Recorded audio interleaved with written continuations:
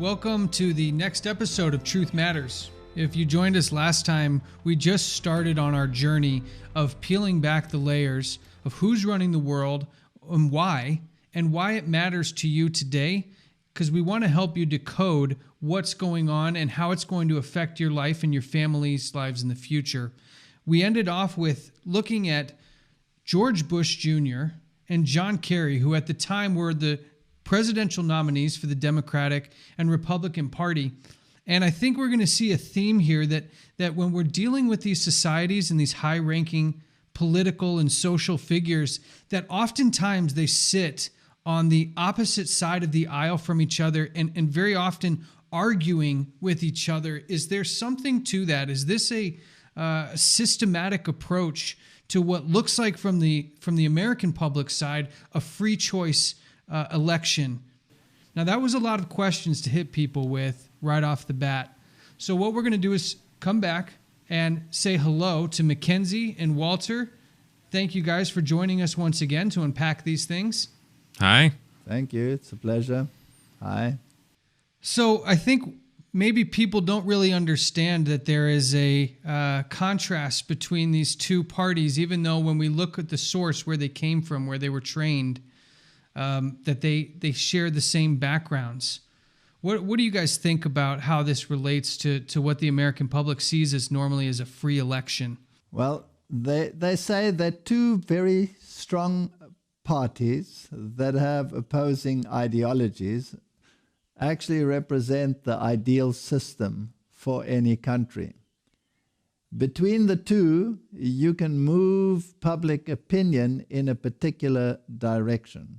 Now, there was a philosopher, and his name was Hegel, and he proposed the idea that when you have two opposing ideologies, which he called thesis and antithesis, eventually, if you play your cards right, you will create a synthesis. And the best way to get to a synthesis system is to rub the two parties up against each other in a conflict situation. And as the conflict grows, the need for calm and peace increases.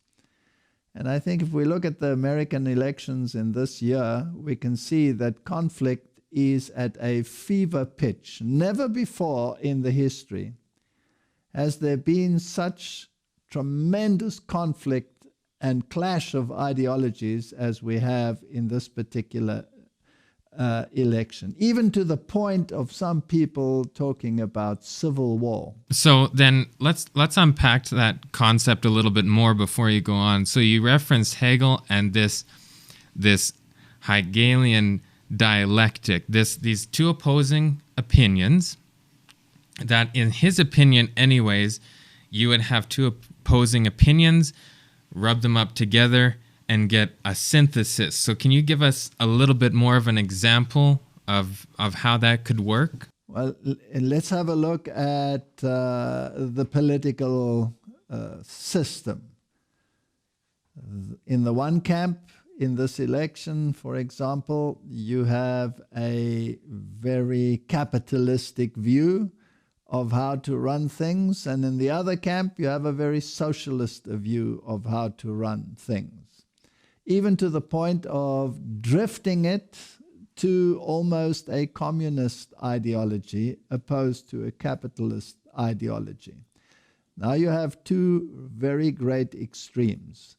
And the very left grouping within the Democratic Party is pushing for almost a communist agenda. So you look at movements like Black Lives Matter, they have communist ideologies at their base, as have been reported by their speakers. So if you rub those two together, then you will develop a sort of socialism, which is neither capitalism nor communism, and that would be a synthesis. Now, who would benefit by bringing the world to that point of synthesis? That is the question.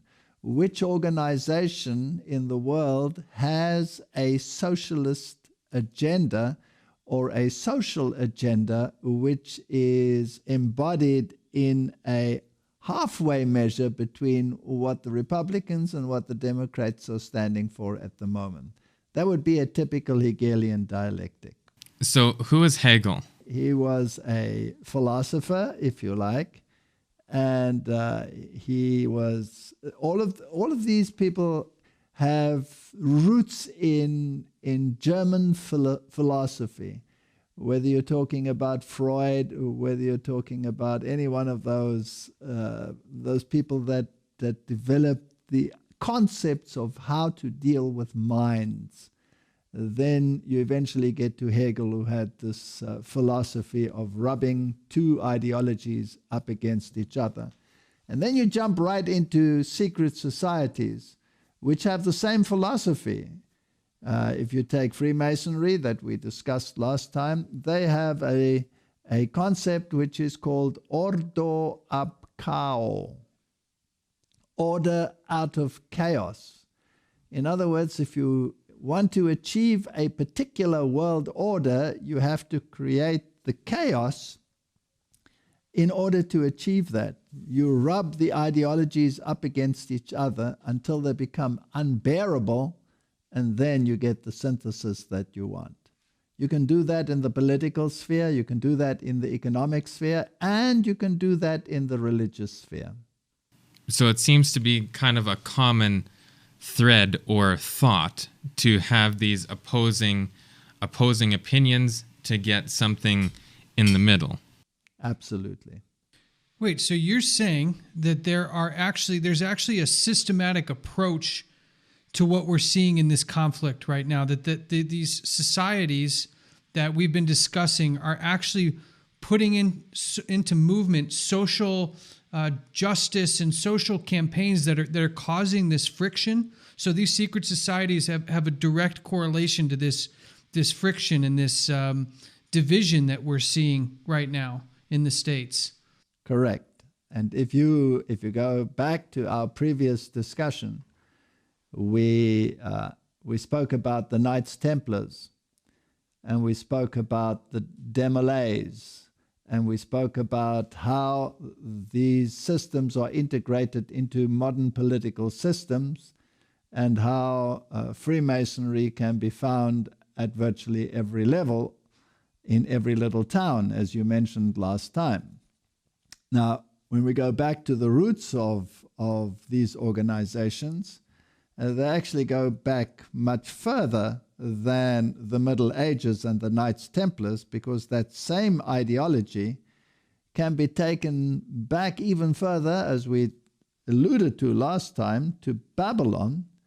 And Babylon can be taken back even further to, in some circles, what is considered the antediluvian world. So then you're going into biblical concepts, and you eventually come up with a conflict that existed from time immemorial. If you take a book like Morals and Dogma by Albert Pike, then you will see that they take their philosophy not only back to Nimrod, which is part of the Babylonian system, they take it back literally to Enoch, son of Cain. So it is an ideological battle between an ideological view which is embodied by a Cain model, and that which is modeled by the opposite side. So you have two Enochs actually opposing each other.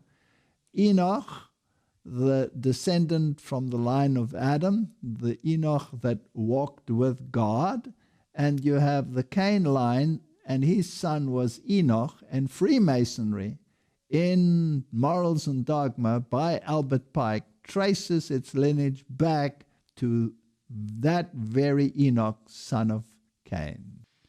I just wanted to let our viewers know that this book, Morals and Dogma, is actually almost the handbook of Freemasonry. Albert Pike was a master Mason, and if you go online, you can find digital copies of it for free, and you'll find that this is a very revealing book, and it's something that they hand out to initiates to become familiar with the true spirit of Freemasonry and some of the history Walter talked about. But then we have these societies that we're referring to, going all the way back and tracing them to stories that are in the Bible, strangely enough. So we have these weird symbolism that come from Egypt, and I think we're going to go into symbolism a little bit more in some of the upcoming episodes, which is extremely interesting. But then they're tracing to certain events that happened in the Bible and other historical events. So in what sense do we see... So these secret societies, when did they first come? Well, since we're talking about America right now, when did they come to America? How can we actually trace them as, do they influence things happening in the States right now? I mean, we've seen the clip from George Bush Jr., where he said he's part of Skull and Bones, but what actual effect is that going to have on society, government? Does it have an effect?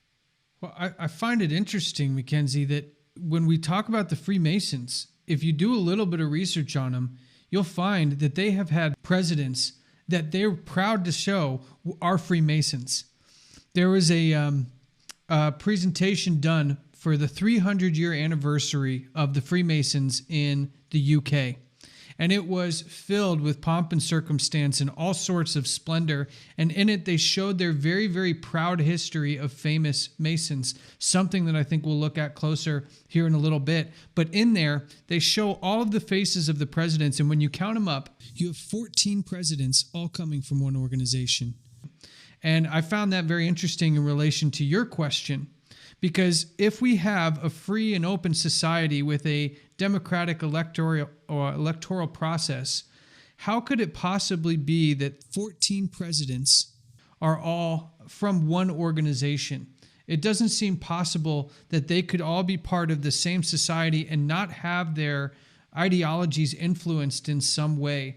Walter, why would all of these people be part of these societies? Why are all these high-ranking members and past presidents traced back to an organization like the Freemasons? What's the benefit? You can take it back to the founding fathers. Many of them were Masonic, and the Constitution had Puritans involved, but they also had Masonics involved. So it is a very cleverly worded document. But you can actually go further. If you go to Salt Lake City and you go to the Mormon Temple, the Mormons are very, very instrumental in looking at genealogies. And you will find a wall there with a relief of how the various presidents of the United States were related to each other. And you will find the very interesting fact there that they all come from the same bloodline. Now, if everything was so truly democratic as people claim that it is, then how is it even remotely possible, statistically, that they should come from the same bloodline, irrespective of whether they came from the Democratic Party or the Republican Party? So this runs a lot deeper than people actually realize. I think we need to stop and realize here for a second that our viewers may have never heard this information before. You just said that every president of the United States is, when tracing them back genealogically, are from the same family. Is that right? Yes. As I said, if you go to Salt Lake City and you go to the Mormon Temple, there in one of their halls, they have the relief against the wall of the relatedness of all of these presidents, and it is absolutely astounding. And you can just do a search on these presidents, and you will find that it is absolutely so. And that even across racial lines, for example, Obama was related to the other presidents and other candidates running at the time through his mother. So yes, there is a common thread, and they all seem to belong to secret societies, which somehow trace themselves through Freemasonry and sub-organizations, like chapter 322, which was the chapter of Skull and Bones, which we mentioned last time. Now, if you go back into history, then chapter 322 is a chapter of the Illuminati. Now, where does the Illuminati come from? It was founded by one Adam Weishaupt, and in Ingolstadt in Germany. And this organization was apparently destroyed by the Bavarians eventually, or was it? Now, who was Adam Weishaupt? He was a Jesuit. And now it becomes even more interesting. So it's an organization that was founded by a Jesuit. Now they will say that it was an ex-Jesuit, but what proof does one really have that he is an ex-Jesuit, except that it is being said because he is associated with an organization like the Illuminati?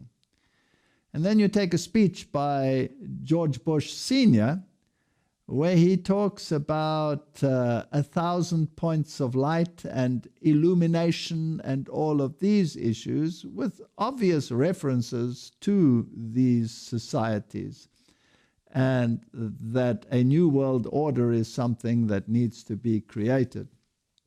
So yes, there is this common thread. And the question you have to ask yourself is, who is at the head of this organization? Who would be able to embody not only the ideologies, not only the religious aspects, but also the bloodlines? Who would be able to take it back all the way, not only to Babylon, but as Albert Pike says, all the way back to Enoch, son of Cain? And what was the ideology? The ideology of Enoch, son of Cain, was one city. One city. He was the founder of the city, all humanity being part of one system. And opposed to that, you have Babylon, where there was also one ziggurat, one system, one world controlling power run by one ideology. And according to scripture, that was confounded when the languages were confused and the people were scattered abroad. Now, if you wanted the one city concept, then you have to go back to Babylon. And if you go to scripture, there's a system which is called Babylon, and it's also called a city on a hill. And it is also referred to as a religious system, as a mother. It's also referred to as an apostate system. So again, you have the Cain and Abel concept involved in it. So basically, at the bottom of it all, there runs an ideological thread. So the rest are public manifestations, but behind the scenes, there is one philosophical, ideological, call it religious thread. So we have all these presidents that are connected by not only blood, but by these societies, which elevate several things that we've been gathering so far. One of them is history. They know their history. They know their lineage, or else they wouldn't be able to keep that line going through. Also, they have these symbols that are relating them, which I think we're going to go into a little bit later. You'll see the connection where we show all the symbols. And they have this ideology that is very similar, this one world concept. So then we have, like you referred to, George Bush Sr. talking about this new world order, this one world system that they trace all the way back to this Enoch from Cain. Let's take a listen to a clip. I have a clip here of George Bush referencing these very things. A world of barbed wire and concrete block, conflict, and Cold War. And now we can see a new world coming into view. A world in which there is the very real prospect of a new world order. We have before us the opportunity to forge for ourselves and for future generations a new world order. When we are successful, and we will be, we have a real chance at this new world order, an order in which a credible United Nations can use its peacekeeping role to fulfill the promise and vision of the UN's founders. So he said a few very interesting things here. He referenced New World Order, and he said, when we accomplish this, and we will. So he was very confident that this was going to take place, and he referenced the founders. So, like you were saying before, it's not just these individuals' ideology. That's what we're trying to get at. These people aren't just thinking for themselves. They are collective. They have this ideology that they're all sharing, and it's gone through their bloodline, it's through the society, and we're trying to answer that question, what ideology is that these founders had and have? He referenced Winston Churchill. Now, I've been in the Masonic Lodge in London, which has a museum section. And they have on display there the Masonic apron of Winston Churchill. And so he had the same basis. And out of the Second World War arose the United Nations. First the League of Nations, then the United Nations. And the philosophy of the United Nations is not only political, it has many, many religious organizations. It even has an organization called the Temple of Understanding. And it has a prayer room in the United Nations, which is like a triangle, like a ziggurat without the capstone. And it has a black altar. So there are very, very strong ideological interests in the United Nations. And the Masonic Order plays a very, very prominent role. We have to ask ourselves again, if they trace themselves back to the Knights Templars, who were the Knights Templars subject to? They were an order of the Roman Catholic Church. And they were under the direct control of the head of that church. And their goal was to achieve world recognition and world dominance through and for the system. So we have this secret society that has secret, whatever it may be, knowledge on something. And you're saying that it's connected to Roman Catholicism. Well, the very nature of the Knights Templars shows that they were connected to Catholicism. Now, when the Knights Templars were disbanded, their ideology was not disbanded. Their ideology was just furthered by other systems through other organizations such as the Rosicrucians. And if you go into the ideology of the Rosicrucians, then you actually get to Gnosticism. And Gnosticism is a form of religion which eventually deifies man. If you go back into the history and you trace it all the way back again to the conflict between Cain and Abel, then you have that same conflict, and you take it back further, then it is again a religious ideological war of who is in control and who governs. Is there a higher power that delegates law and justice, or is humanity alone responsible for its future? And this is where Gnosticism comes in, the deification of man. You have organizations in the world like the New Age movement today, which is very strong on the deification of man. You have statements in the Catechism of Roman Catholicism, which basically claim that Christ became man so that man can become God. So this Gnostic element, which you find amongst the Rosicrucians, you will also find very deeply entrenched in these organizations. Okay, so let's just unpack this a little bit. So we referred to a couple things here. You referred to Gnosticism. You also referred to the Rosicrucians, which, if you look in history, were very closely related to the beginnings of America as a country.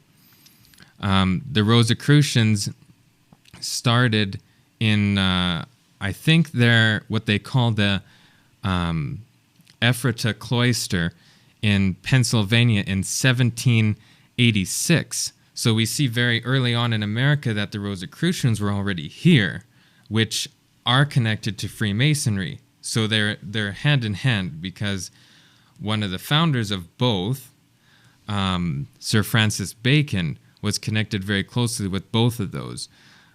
We could maybe go into that a little bit on another time, and then you mentioned Gnosticism, which also Albert Mackey says that the G, which is in Freemasonry's symbolism, they have a compass and they have a square and then a G in the center. That G represents Gnosticism. That's what Albert Mackey says, and he's a Freemason author. So we have all these different concepts now coming out from these different societies. If I were a viewer or a listener right now, and this is all news to me, I've noticed a transition has happened. We've been talking about these high-ranking officials in very public places of power that are money-related, territory-related, governance-related, but something's happened to our conversation, which I think is a very important point for our viewers and our listeners to tune into.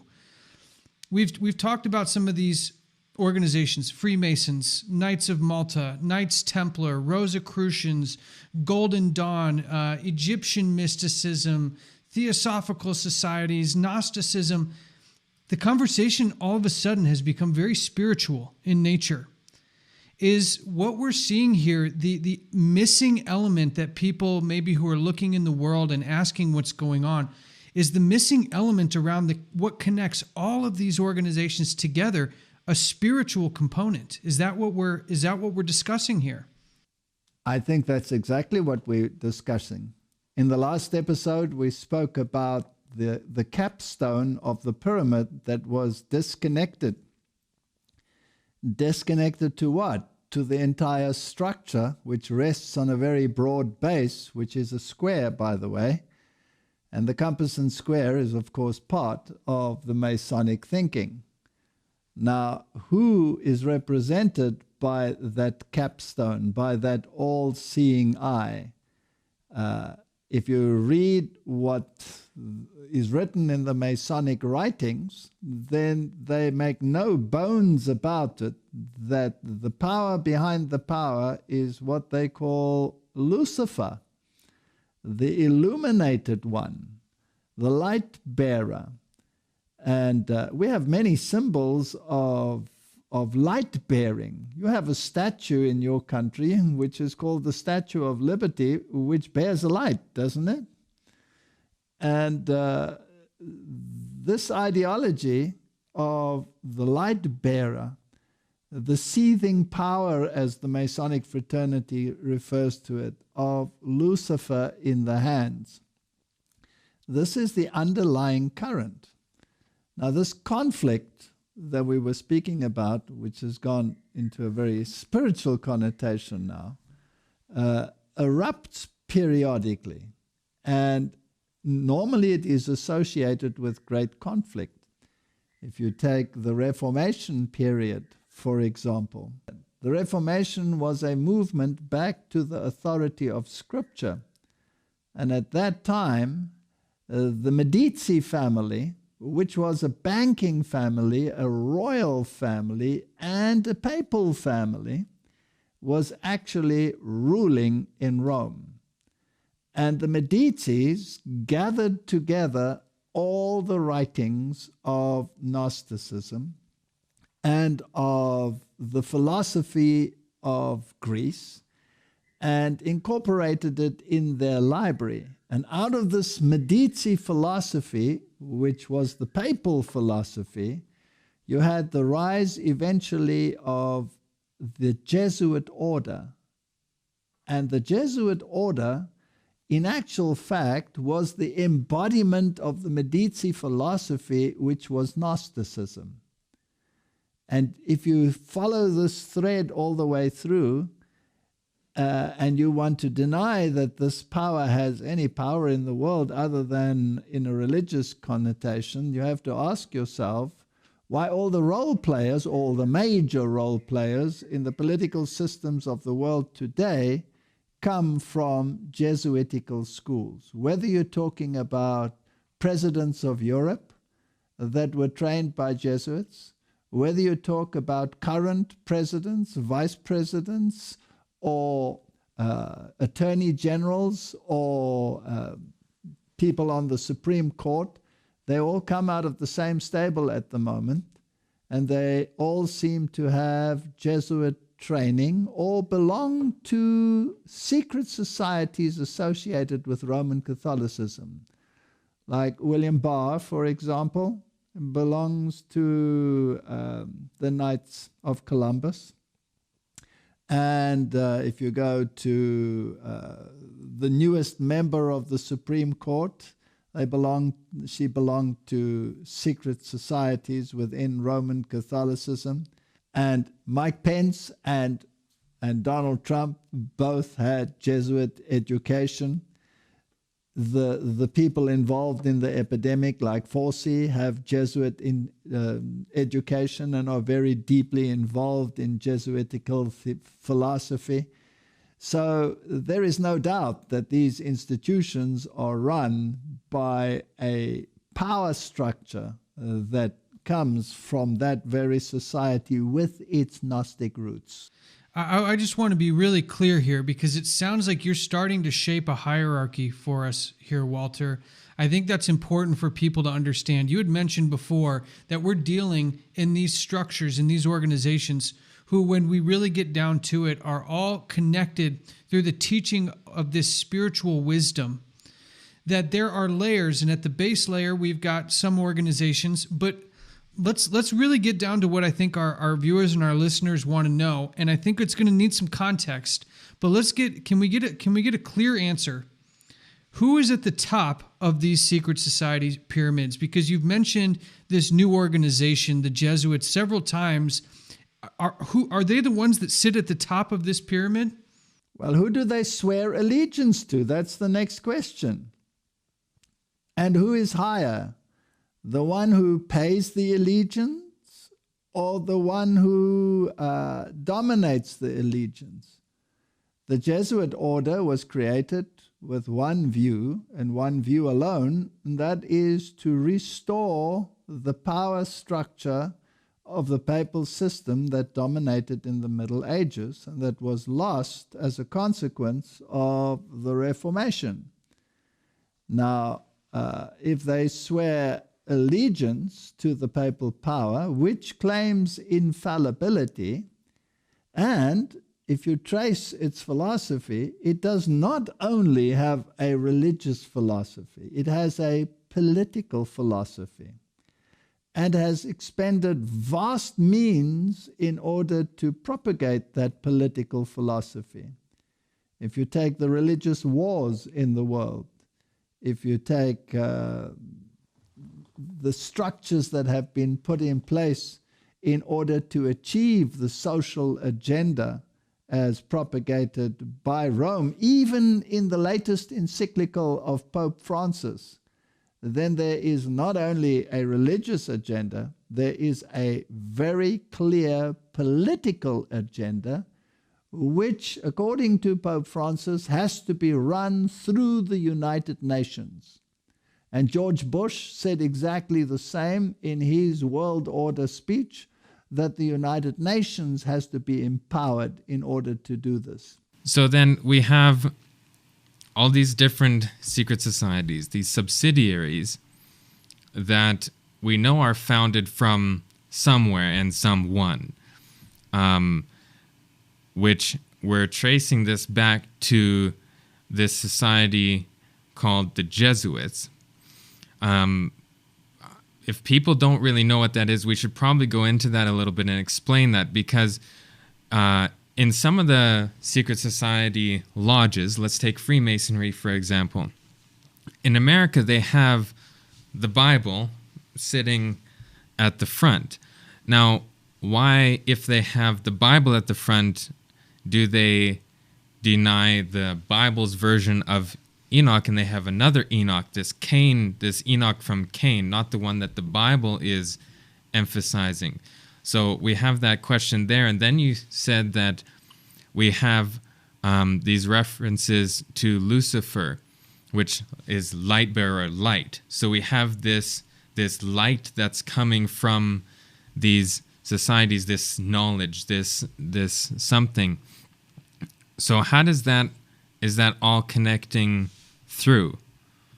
If you go to the 33-degree Masonic Temple in Washington, you will find on the altar not only the Bible, you will find the Quran, you will find the Sancta Vita, you will find the Jewish writings, you will find many of these religious authoritative books on the altar.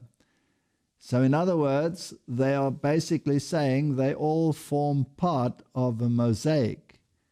Now, you can put the scriptures, for example, on the altar. That doesn't mean that you adhere to the tenet of the scriptures. In Kabbalism, you read not what the word says, you read the supposed code in the word. So what's Kabbalism, in case people never heard of that word before? All right. Kabbalism is basically Gnosticism, is basically Rosicrucianism. Kabbalism goes back to the same idea that man inherently is deified.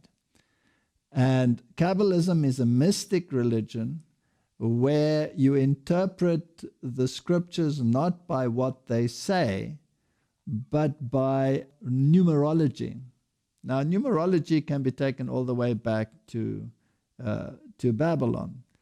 And these people run everything by dates and by feast occasions and specific events in the calendar, which become the norm. So the tradition, rather than the word, is the way in which you interpret the sacred writings.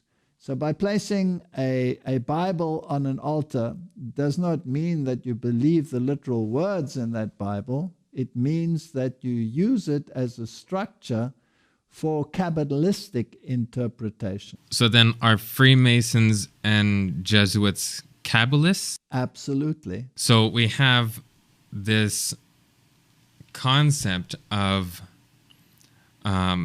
this Gnostic ideology. Basically, they're wanting then glorification of their persons. Well, yes, in a sense, and no. The hierarchy is the one that is actually deified. The hierarchy is lifted above the rest of the populace.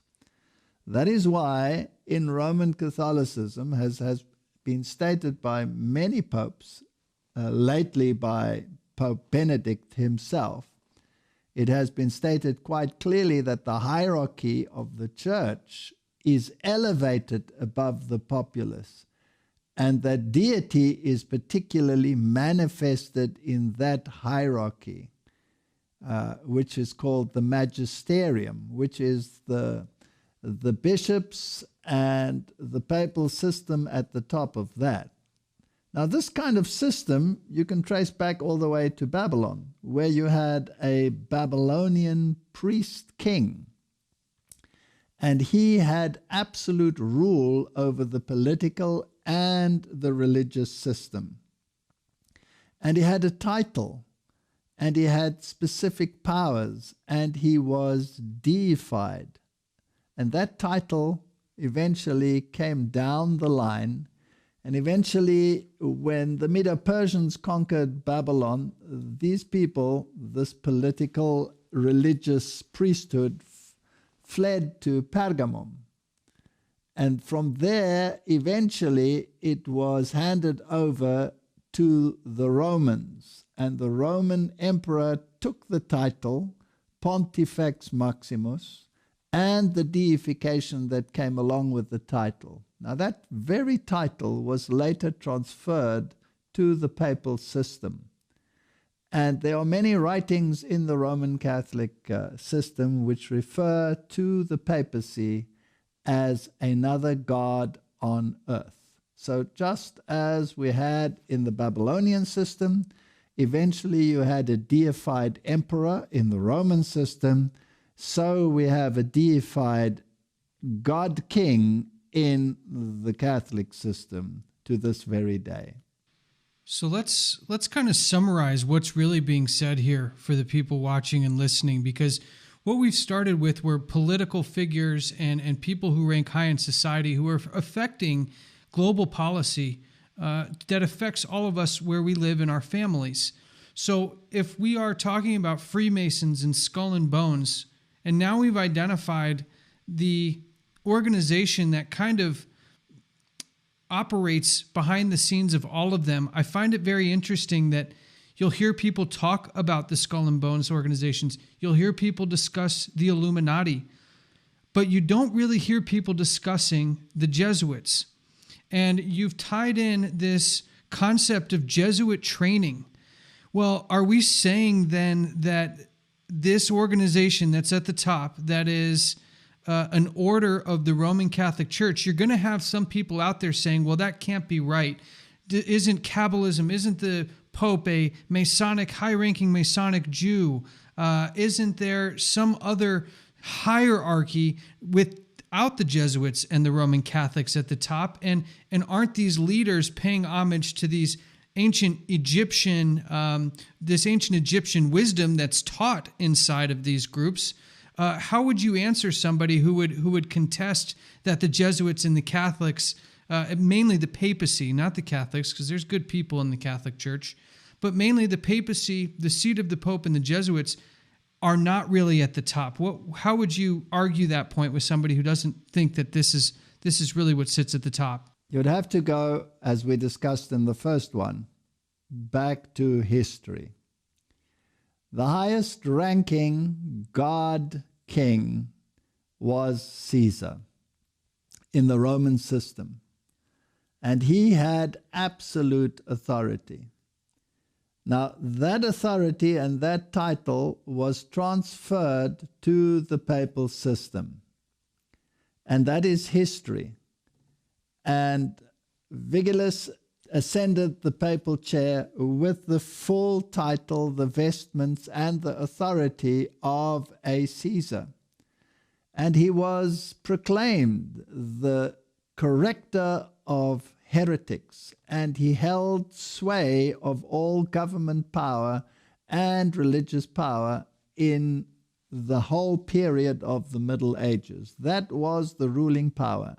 The kings of Europe bowed to that power.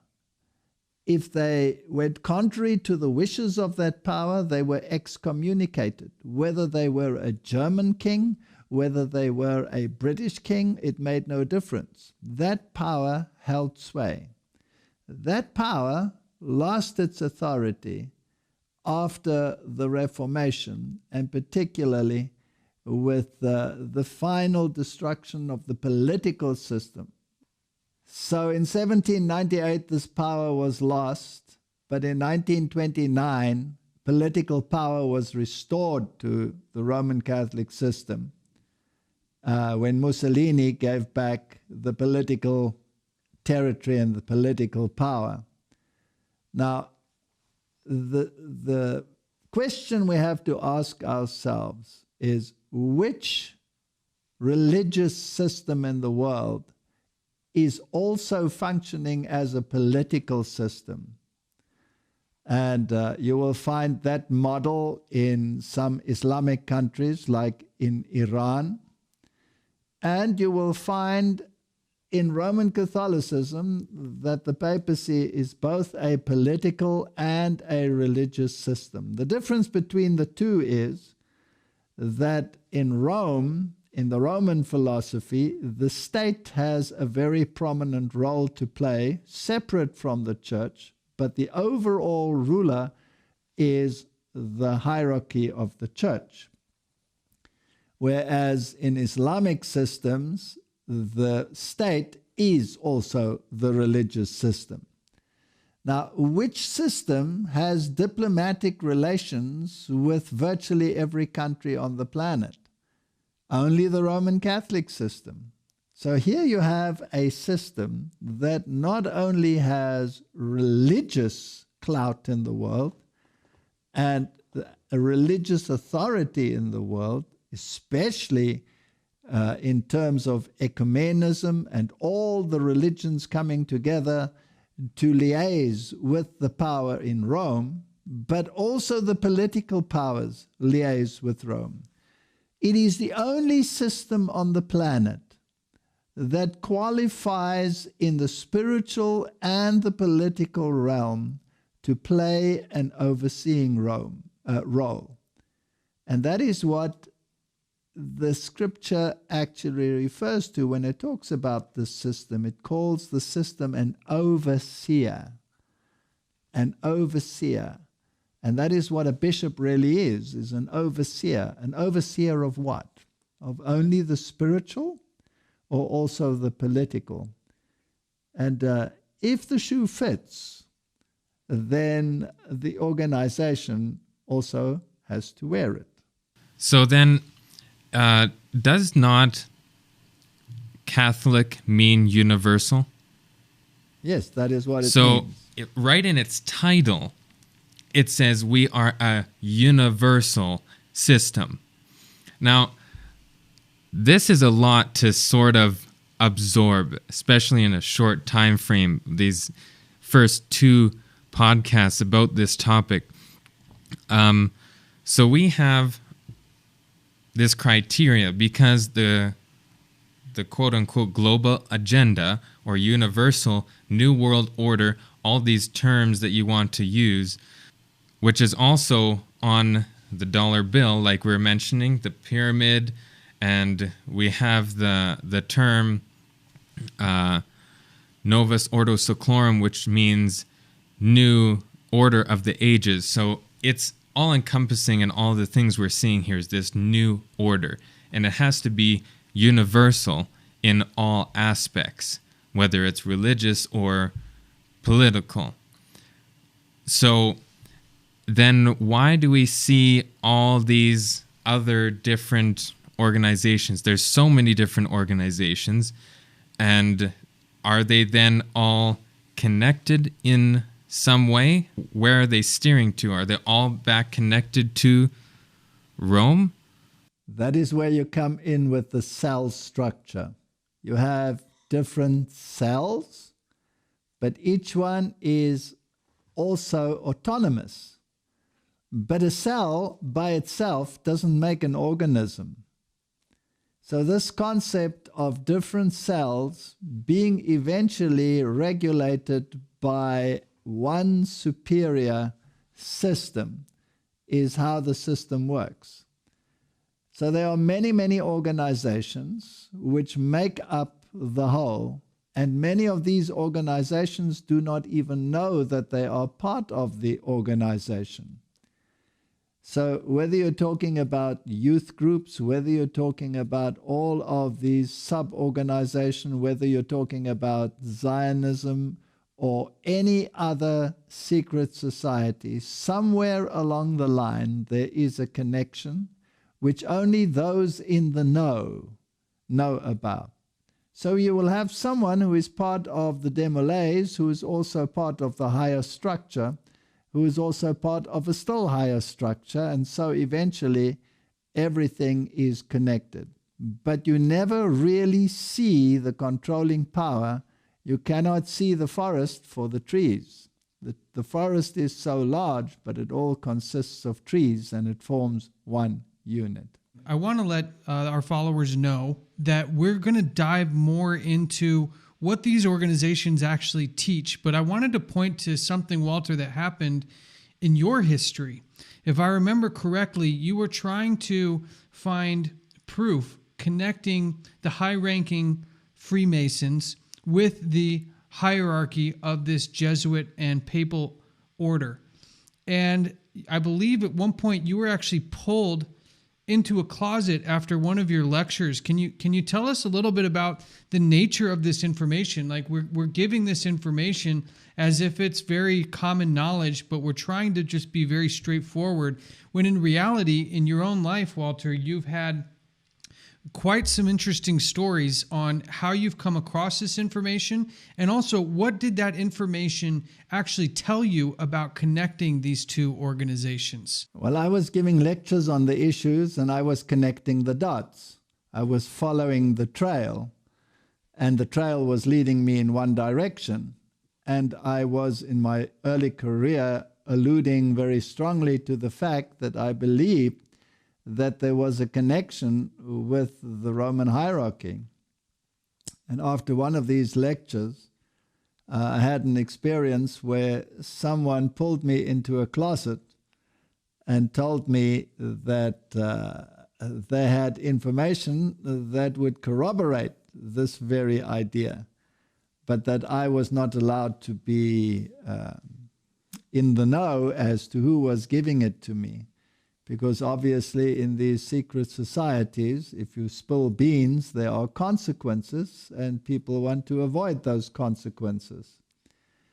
So on another occasion, this same individual also pulled me aside without me seeing him. This was from the back, and they handed me a whole lot of books, which connected Roman Catholicism to secret societies. And these books were in German, and I studied them, but they still didn't give the ultimate picture. And then finally I received a list once of how many of the hierarchy of the church actually had Masonic connections and Masonic registration numbers. And I was asked to destroy that list. But the list was very, very long, and it listed the hierarchy with their Masonic connections. Now remember, this is at a time when the Roman Catholic Church officially distanced itself from the Masonic order as something to be avoided, as a Protestant fraternity. But that again is a double blind, a hiding behind a system which is controlled by the system through the system. It's a very complex structure. And the less people know as to why they are and what they are in these hierarchies, the better for those that control it. So we don't expect to be popular for telling people this information, but we do it with our hearts filled with the genuine desire for them to know the truth. And we don't want to dance around it so much that we waste too much time to tell you who sits at the top, the Jesuit connections and the papal connections, but we're going to explore that more in understanding the teachings, because actually what we want to do is reveal to people how this plan is playing out today and what seems to be a very soon coming shakeup to our normal lives, even more so than what's happened so far in 2020, and how it relates to this agenda right now and where it's going in the future. So we'll be exploring that a little bit more. So our goal in the next couple episodes is to really reveal what this agenda is going to look like. And to that end, we received some information about future lockdowns, future public health requirements that are coming through the Canadian government and include things like isolation camps, universal basic income, and some things that I think are really going to hit to the core of people's daily lives. So it'll be important for us to not only review that, but to actually take it back to the teachings of the very people and the very structures that we've been revealing so far in this series. And I think that's a super important thing to mention, because we have these things that are happening now, but why are they happening? And we'll get into more detail in the next episode because our time's up. But we have this apparent Jesuit connection. And George Bush Sr., in one of those videos, he said that it's going to we're fulfilling the vision of the founders. Now, what was that vision? We've kind of touched on it, and it must align, and we're going to show the connection to the vision of the founders of all these societies with the same vision that is in the Jesuit organization, and going to connect to these things that are happening right now in our own countries. And that leads us to the end of this episode. Thank you, Walter, Mackenzie. We hope you guys got a lot of information out of this, but continue to join us as we continue to unpack all of these things, and make sure you have yourself and your family and your friends prepared for what is coming certainly in our near future.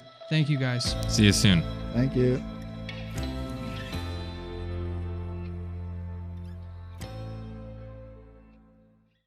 Hi YouTube, I'm Walter Veit from Amazing Discoveries. If you'd like to learn more, or you would like to subscribe, then visit our webpage, donate, share, and we would like to hear from you.